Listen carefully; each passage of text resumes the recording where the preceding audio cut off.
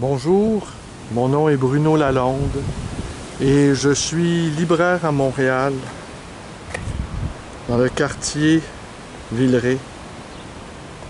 Et la présente vidéo, elle est tournée ce 20 mai 2022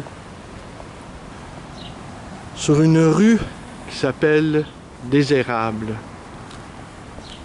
Et je vais vous lire quelques poèmes de Séry Jadan, écrivain, dramaturge et poète, mais aussi traducteur. Rilke, Celan, Bukowski. Il est leader d'un groupe rock. Séry Jadan vient de l'Est de l'Ukraine.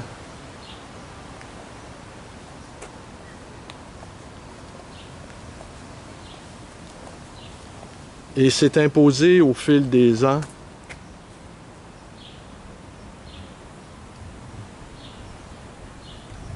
comme une personnalité clé du paysage littéraire ukrainien. Il est né en 1974 et diplômé de littérature avec une thèse portant sur le poète ukrainien futuriste des années 20, Mikhail Semenko.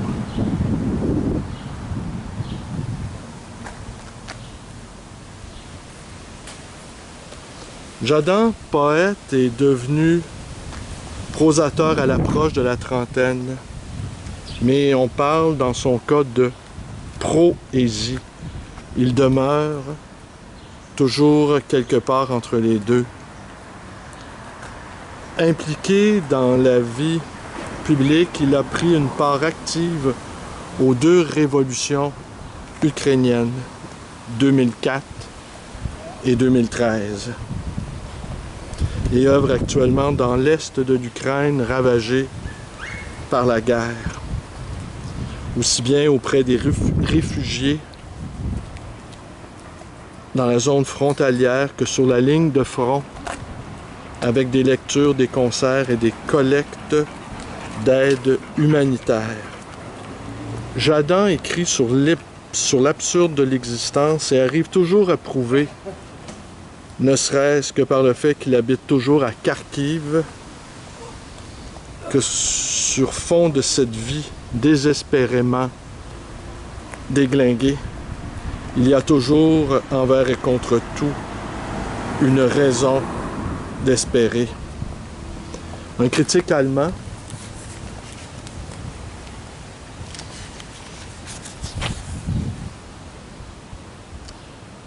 l'a qualifié de Scheherazade des temps modernes.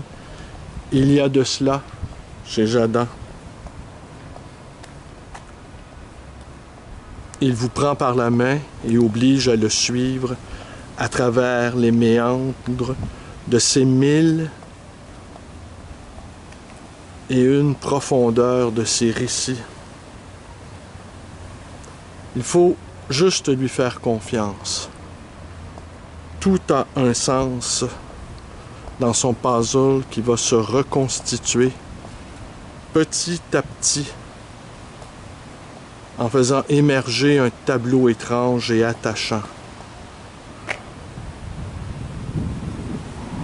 La présente série des poèmes a servi de toile de fond pour Rose Dilovi, un projet à la confluence du visuel et du sonore.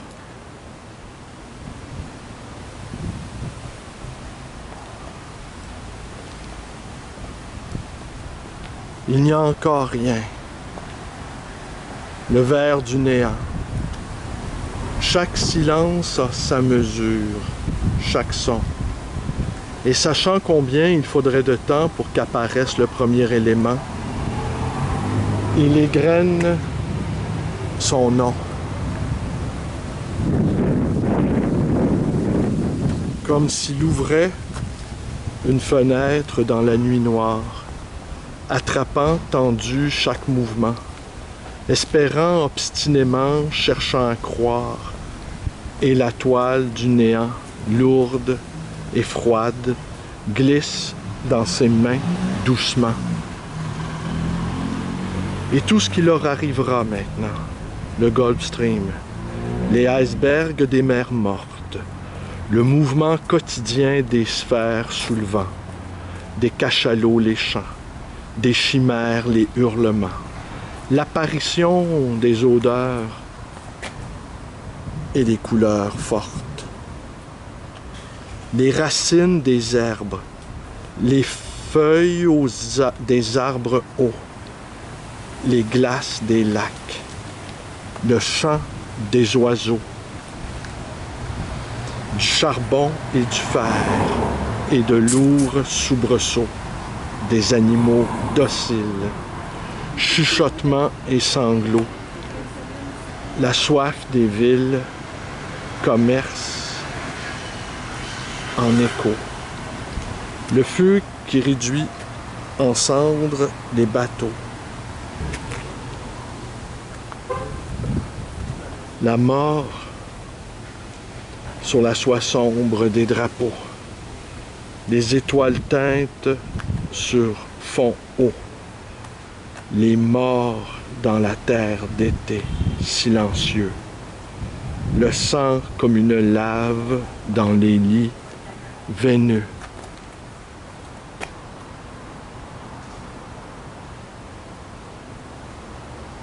Arrivera tout ce qui doit arriver.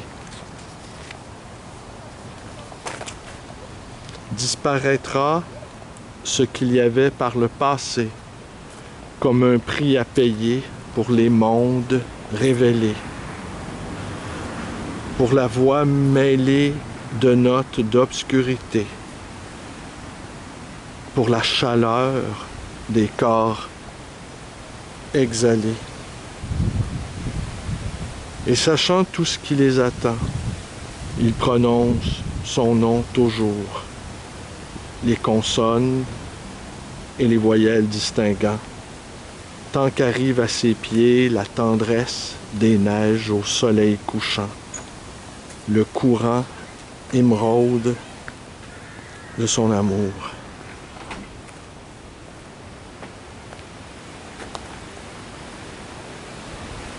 J'ai dit n'importe quoi, qu'on ne comprenne rien encore. Qu'importe qu'il faille tout recommencer sans cesse. Chaque âme se cherche un corps. Chaque porte mène vers une pièce. Chaque espace regorge d'émissions de radio. Chaque cœur observe les algues et les fleurs pousser. Qu'importe qu'on puisse tout prévoir au plus tôt. Qu'importe qu'on ne sache jamais comment en parler. Je suis déjà passé à travers ces lieux obscurs. Je sais combattre les crises et les blessures. Mais j'ai toujours gardé tant d'amour que j'empêcherai la peste de franchir les murs. J'ai vu le feu s'éteindre dans la voix d'une femme. Il m'est arrivé de porter du poison dans mes poches. Mais il reste tant de tendresse et de fureur dans mon âme que je serai capable de lever les morts de leur couche pour qu'ils me suivent dans la nuit dorée. Des clowns épuisés, d'inoffensifs pantins. Quelle importance de ne pas savoir par où commencer. Qu'importe si nous n'arrivons à rien. Et elle m'écoute, se balançant, doucement, sort quelque part, puis revient. Elle se tait en acceptant. Elle sourit. ne croyant à rien.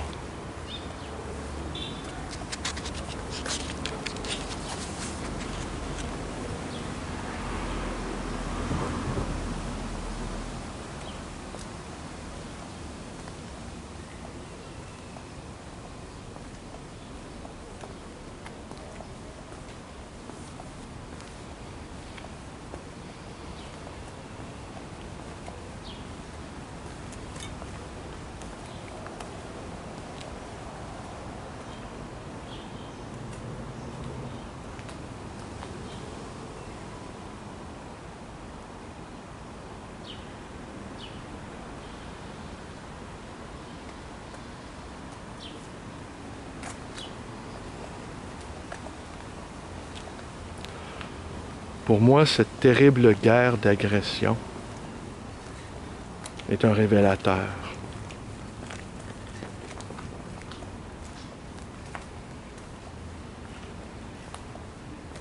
Je ne savais pas que parmi nous, il y avait tant d'esprits lucides, tant d'esprits raisonnables, tant d'esprits qui savent faire la part des choses, qui savent mesurer le poids des larmes, le coût du sang, qui se livrent à de savantes abstractions, qu'ils détaillent les cartes géographiques, qu'ils ont de l'aisance à se glisser dans les raisons d'un assassin, qu'ils soient si mesurés. La fierté qu'ils en éprouvent à ce savoir si raisonnable me mortifie. Je comprends bien que nul argument ne peut mordre sur la peau épaisse de leur raisonnement.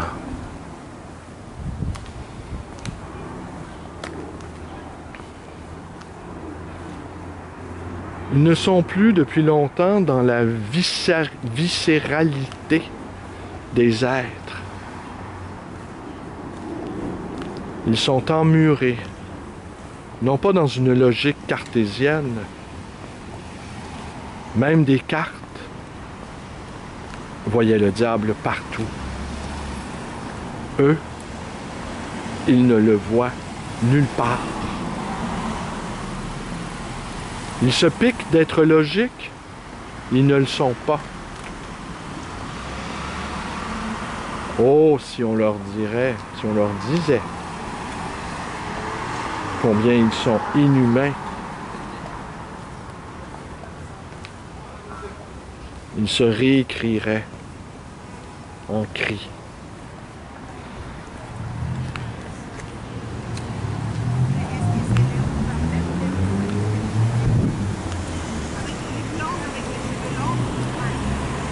Il y a 35 millions d'habitants au Canada.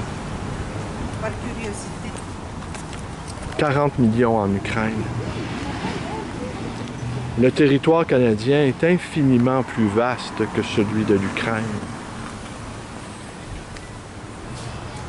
J'ai recours à des arguments statistiques et géographiques pour les convaincre de l'inhumanité de leur raisonnable position. Je leur dis, imaginez que le quart du Canada se soit vidé de ses habitants. Que 6 millions de femmes et d'enfants ont quitté le territoire. Et que 4 autres millions se sont réfugiés à divers endroits du Canada. Des endroits où, jugeront-ils, ils seront en sécurité. Imaginons maintenant qu'il reste 10 millions d'hommes qui ont embrassé leurs femmes et leurs enfants, peut-être pour la dernière fois, qu'ils ne boiront plus leur café dans leur maison lourdement hypothéquée, qu'ils ont caressé une dernière fois la tête de leur chien et qu'ils vont se retrouver entre eux, entre hommes. Et que s'ils ne gagnent pas cette bataille, ils ne reverront plus jamais leurs enfants, leurs femmes, leurs chiens, leur maison.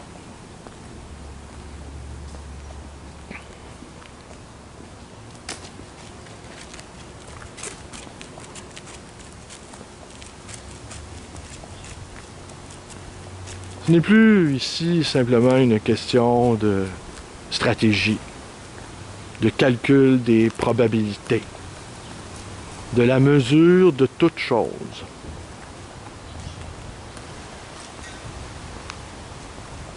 C'est littéralement une question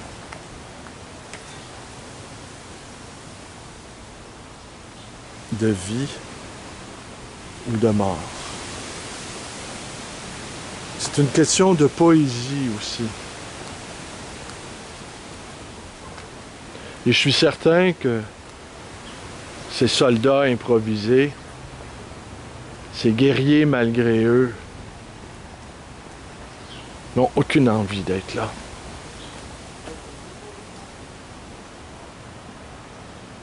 N'ont qu'une seule chose en tête. Regagner leur patrie, regagner leur pays.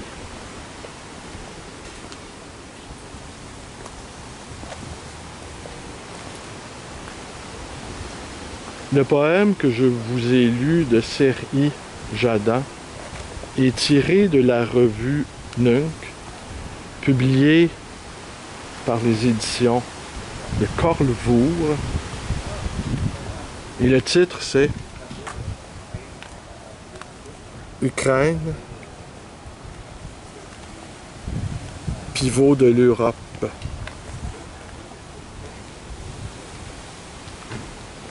Et on y lit en 4e de couverture: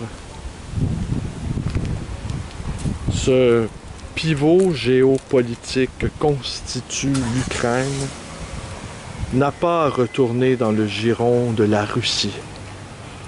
Tout simplement parce que l'Ukraine n'a pas fait ce choix. Elle a fait celui de l'indépendance d'une part, et celui aussi de se tourner vers l'Ouest. Et ce n'est pas une pression américaine qui a pesé dans ce choix. Il existe depuis des siècles en Ukraine une aspiration à l'autonomie et une haute conscience de sa singularité, héritée de la Russe de Kiev, autant que de l'expérience proto-démocratique de la Sich des Cosaques.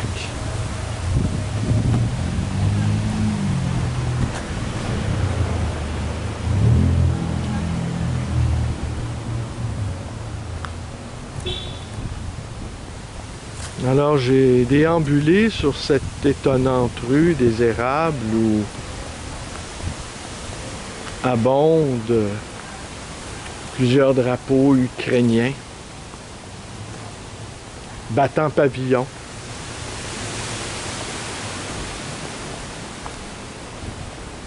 La résistance, elle est d'abord dans nos cœurs. Mais pour ma part, il faudra garder beaucoup d'amour en moi. Tant je suis effaré du nombre de gens si raisonnables qui m'environnent. Je ne me savais pas si entouré de gens si raisonnables.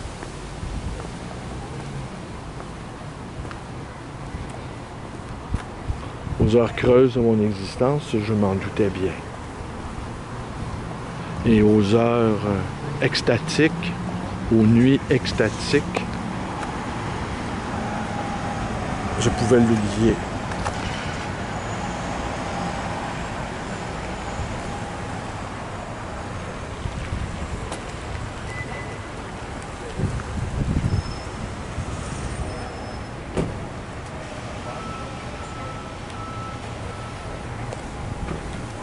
Je vous remercie d'être là.